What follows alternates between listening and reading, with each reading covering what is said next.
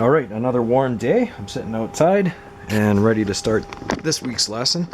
Listen, I'm sure some of you watched Ford and Lecce when they were talking about the school year being canceled right up until the end.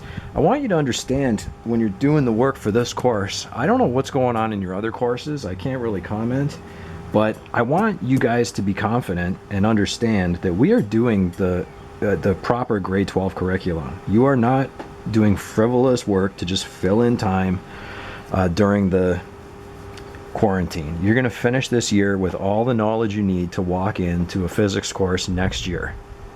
And please be confident with that. I want you to know that, and I want you to focus on that. Okay, today we're going to do an easy topic that is just going to be an introduction to a formula, and then we're going to, well, you can see the title at the top of the page, Elastic Potential Energy. This is a type of potential energy that we never did in grade 11. The potential energy that we had in grade 11 was all gravitational potential energy, but there are all kinds of different ways that you can store energy, and there's all kinds of different ways that you can work those different forms into conservation of energy questions. So today we're just going to do an introduction to the formulas involved with elastic objects. And then in the coming days, we'll combine those formulas into conservation of energy problems and come up with a bigger picture for what we've been doing. So the definition, the elastic potential energy is the real physics title for it. But Hooke's law is the name of the law that actually deals with this, and you can write down the actual word definition for Hooke's law if you just flip to the section in the textbook that I had referred. And I think you should. I left my textbook inside. I'm not going to go get it right now, but you should write down the word definition for Hooke's law. It's just going to explain that when you apply a force to a elastic object, the elastic object will compress or stretch in relation to that force. And there's a couple formulas that we're going to be using. The first formula is F equals Kx, both lowercase. Let me switch to a darker pencil here. F equals Kx, lowercase. And let me explain what these variables mean. So when you have a spring or a stretchable object, such as these objects over here that I drew a picture of, or included a picture of, I think there's a, what do we got here? A slingshot, a spring on a car, a bungee cord. I thought I had a catapult, but I guess not. So whenever you apply a force to an object that is attached to a spring, the spring will either compress or extend this much. That's what X is. So X is your, what's called your deformation. Deformation, and it can be either way. When you have a stretchable object, you can either stretch it out or you can squish it. It's the same thing either way. And that's, I guess, why X is called X instead of a variable that indicates that you're stretching it out. This is the deformation, whether you're stretching it or squishing it. And it's a regular length in meters. K is the spring constant. And this is a number that describes various characteristics about the spring, the length of the spring, the thickness, what it's made out of, etc., etc. All these different variables that will define how much the spring deforms when you apply a force to it. And even though it's called a constant, it's not like the universal constant for gravitation. Every single spring has a different constant. So there is no universal K constant. And the units on K are newtons per meter. So that's how we're going to solve for how much something stretches when you apply a force to it, by using this formula here. And it's a really easy formula, very easy rearrangement. The more important formula, the one that we're going to be using more often from this point forward, is the energy formula for the potential energy stored in a spring. I'm not sure what to write in the lower right hand corner. I'm I'm going to write a little E for elastic, because that's what all these objects are. They're elastic energy. And the formula, be careful, because it looks very much like the kinetic energy formula from grade 11. It's 1/2 kx squared. Almost looks like 1/2 mv squared from grade 11. But those two variables are exactly the same as you already wrote down on the page. K is the spring constant, and it'll be different for every single spring. And x is the deformation of the spring. It has to be in meters, and you square it. And multiply that with a 1/2, it will give you the energy in joules that is contained in that stretched object. So let's do a couple examples to show you how easy this is. The first example here says, well, let me draw a picture of what it says. It says you've got an object hanging from a spring, and I've already been to university, so I'm going to draw my spring as it almost looks like a lightning bolt. That seems to be the common way of drawing it when you're looking at textbooks in university. So you've got a mass hanging on a spring, and because of gravity pulling down on it, well, I shouldn't say pulling down, that sounds kind of weird, but because of the force of gravity, the spring stretches out. And the question here is, determine the spring constant. So determine the K value in this particular spring if, when you put this much mass on it, it stretches the amount that's given. So it says it stretches 7.9 centimeters from its rest position. That's the X value, how much it stretched when you hung the mass on the end of it, and the mass is M. Okay, so the only formula that you have for solving for spring constant that will match this situation is F equals Kx. And if you rearrange that formula, K will equal F divided by whatever the deformation is. Sorry, I didn't leave a lot of room here, so I'm gonna have to write small. Maybe I'll zoom in a little further here. So the force involved in this question, that's an important point. This formula only mentions force. It doesn't mention what kind of force it is. So you have to think about this. You have to think about, in questions involving stretching out an elastic object, what is the force that's doing that stretch? In this case, this is how they always start in university. Example 1 is always something dangling from the ceiling. Because the force is easy, it's a force of gravity. And the formula for force of gravity is simply mg. But you'll get into other questions where you use applied forces sideways. You might use muscle power or some kind of an engine or a hoist, or it might even be friction. Something can be dragging and stretching out a spring.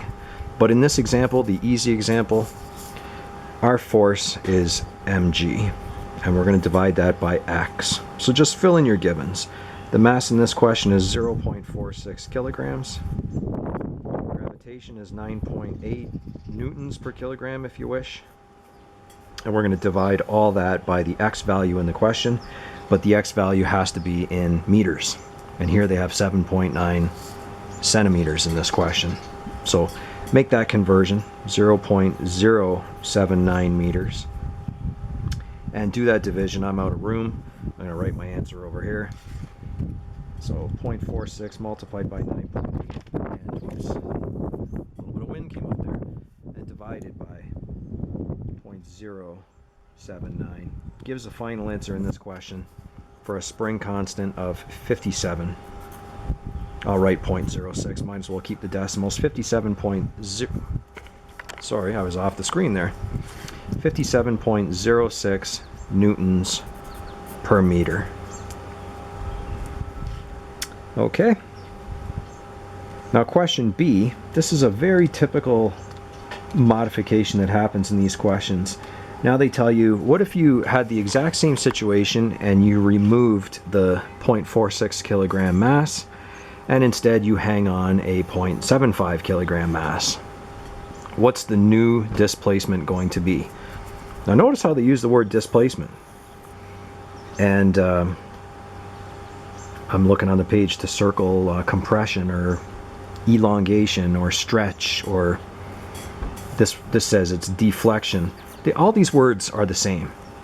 So don't get too hung up on the terminology. Basically, there's a distance, there's a length, Whether they call it a displacement or a deflection or an elongation, the spring stretches out.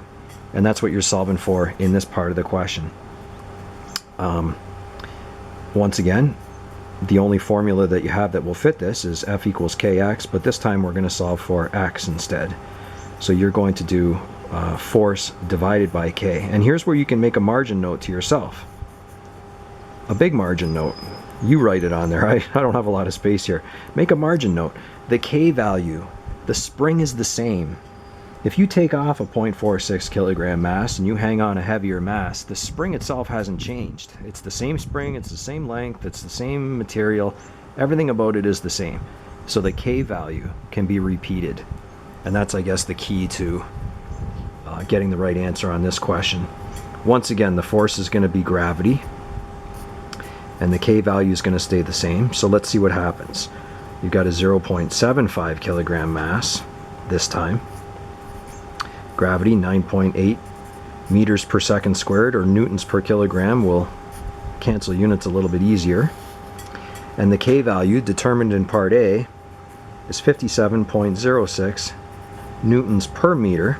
That'll cancel out newtons and leave you with meters on the bottom of a fraction, which is already on the bottom of a fraction. And that means the units will flip and multiply and give you proper units in meters. So I'm just going to work this out. The final answer comes out to 0.1288 meters. And if you were to shift the decimal over twice, that's 12.9 centimeters. And it doesn't say to do that. I just did it to sort of check and see whether it made sense. It stretched 7.9 centimeters previously. Now it stretches 12.9 because a heavier mass is used. Okay, easy question, hopefully, very easy formula. But you're actually not going to use this formula very much, despite these examples, because this isn't really an energy formula. And the onus, the gist of the work here is to do energy calculations. So let's flip the page and look at a question like this instead. Now, there's no conservation of energy today. This is just flat out energy calculations. So what do we have here? A 42 kilogram teenager. It's a heck of a light teenager. I guess they're only 13. Is compressing a pogo stick. So they're jumping on a sidewalk, they're compressing a pogo stick downwards, and at one point they compress the pogo stick 0.8 meters. And if you were to freeze that picture right at that instant, don't imagine that they're springing back upwards, just freeze them, having compressed the spring 0.18 meters. What's the elastic potential energy at that moment? They say on the teenager. I didn't write these questions, I copied them out of the book. But it's really not on the teenager, it's in the spring itself. So what's the elastic potential energy that the spring itself has at that moment? So our formula for elastic energy is 1/2 kx squared. And normally you'd be able to sub right into that formula and get an answer to the question. But I guess this is a two-part question because they don't give you the k value. So one more time, just like in the previous question, you may have to solve for the k value using this formula here. Most of the time they just give it to you. But if you have to solve for k, it's going to be force divided by x. Look at the question and think about what type of force it is. The reason why the teenager is squishing the pogo stick is, again, because of gravity. mg divided by x. Sorry, I guess this is a bit of a repeat calculation, but the teenager's 42 kilograms. G value is 9.8 newtons per kilogram.